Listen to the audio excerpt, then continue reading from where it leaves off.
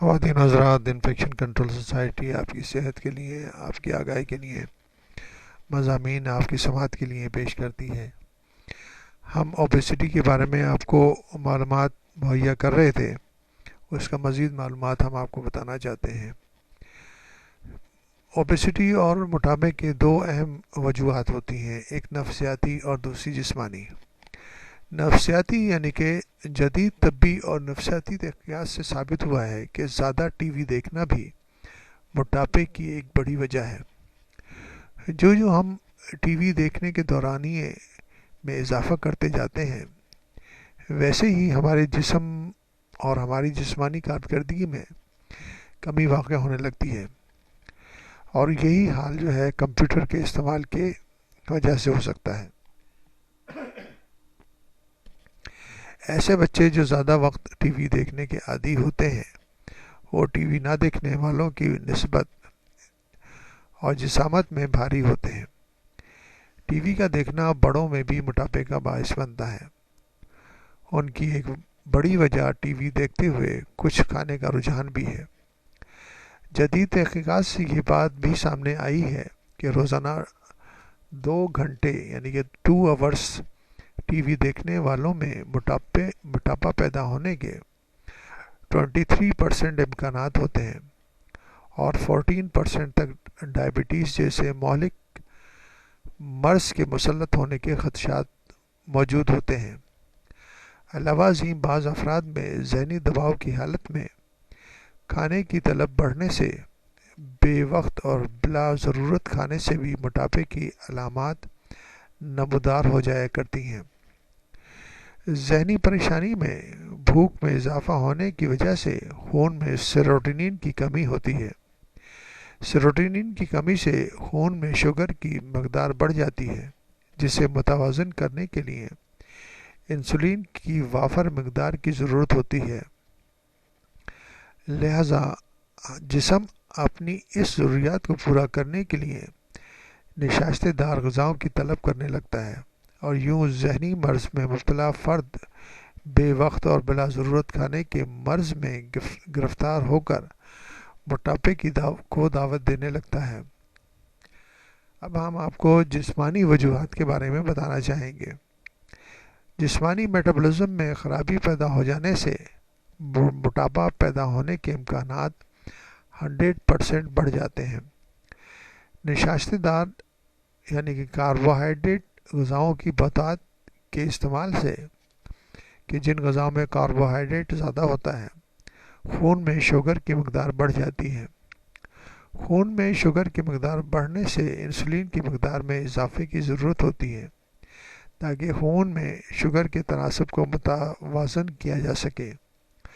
Sugar کی مقدار گلائکوجن میں تبدیل ہو کر جگر میں جمع ہو کر توانائی کا ذریعہ بنتی ہے، جبکہ شوگر کی ذاتی ٹرائیگلیسرائڈ کی شکل اختیار کر کے چربیلی ٹشوز یعنی کہ بافتوں میں اضافے کا باعث بنتی ہے، اور یہ چربیلے یعنی کہ فیٹی ایسڈ ذرات موٹاپے کا روپ دھار کر انسانی صحت کے دشمن بن جاتے ہیں۔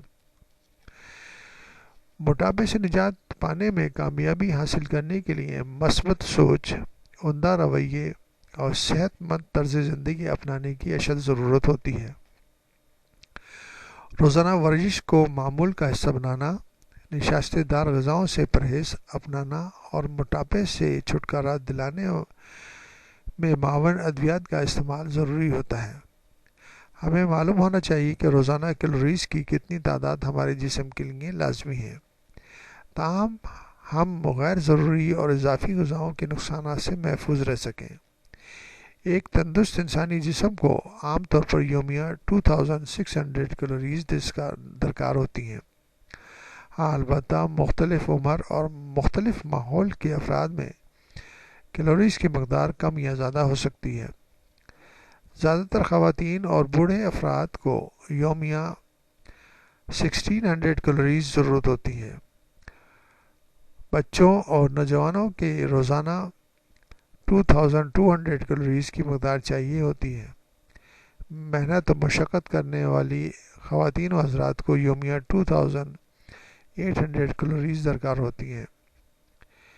جسمانی ضروریات سے آگاہی حاصل کرنے کے بعد ہم غذاؤں سے متعلق یہ جان سکتے ہیں اور یہ جاننا ضروری ہے کہ کس قسم کی کتنی مقدار میں کس قدر کیلوریز پائی جاتی ہیں، اور اس طرح یعنی کہ اندازہ کر کے ہم اپنی غذائی ضروریت کو سامنے اور متوازن رکھ سکتے ہیں۔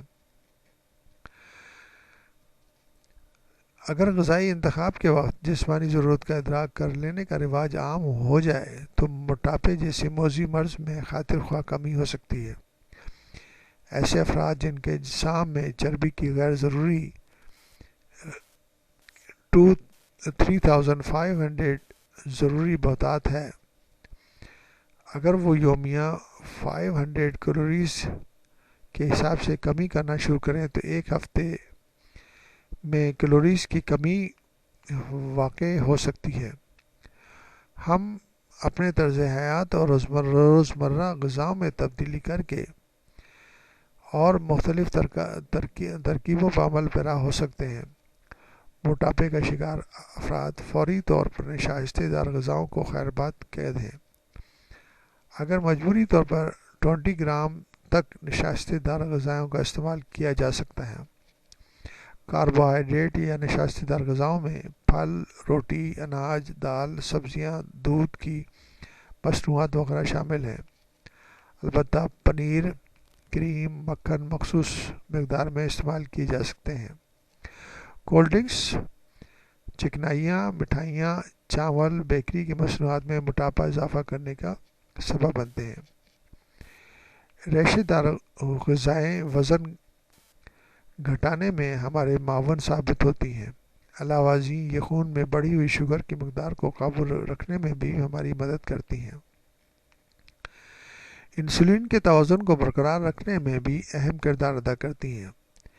غیر ضروری غذائی اجزاء کو جسم کا حصہ بننے سے روکتی ہیں۔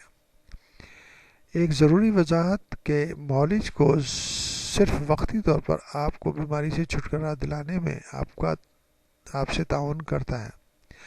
اپنی بدنی ضروریات یعنی جسمانی ضروریات کے مطابق غذاؤں کا استعمال آپ کی اپنی ذمہ داری ہے۔